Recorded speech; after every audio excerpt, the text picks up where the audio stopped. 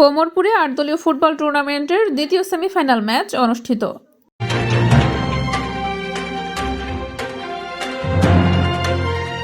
আসসালামু আলাইকুম দর্শক, সকলকে আমন্ত্রণ জানাচ্ছি বিবিআর নিউজের খেলাধুলার সংবাদে।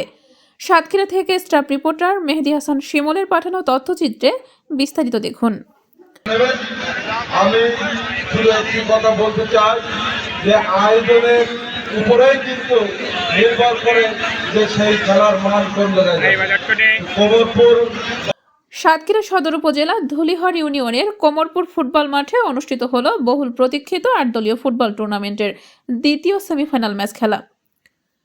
রবিবার বিকালে কোমরপুর যুব সংঘের সভাপতি মাস্টার সাইফুল্লাহ সভাপতিত্বে প্রধান অতিথি হিসেবে উপস্থিত ছিলেন সাতক্ষীরা জেলা যুব দলের সাবেক সমন্বয়ক ও সাবেক কাউন্সিলর আইনুল ইসলাম নান্টা।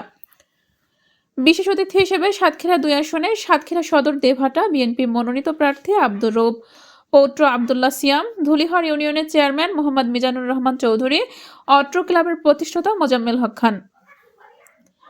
ধুলিহরের চেয়ারম্যান প্রার্থী তাকদির আহসান রুবেল, যুবদল নেতা খুরশিদ আলম ও মিলন হোসেন, ধুলিহর ইউনিয়ন বিএনপি সভাপতি মোহাম্মদ ফারুক হোসেন মিঠু, সাংগঠনিক সম্পাদক মোহাম্মদ আনারুল ইসলাম, ইউপি সদস্য আলমগীর হোসেন মন্টু, আবু ওয়াহিদ বাবলু, মাস্টার গোলাম মোস্তফা বাবু, লুৎফুর রহমান খান, ইলিয়াস হোসেন বাবু, মোহিত সর্দার, মোহাম্মদ আজিজুল ইসলাম, মোহাম্মদ জাহাঙ্গীর কবির, আব্দুল মান্নান সহ আরও অনেকেই।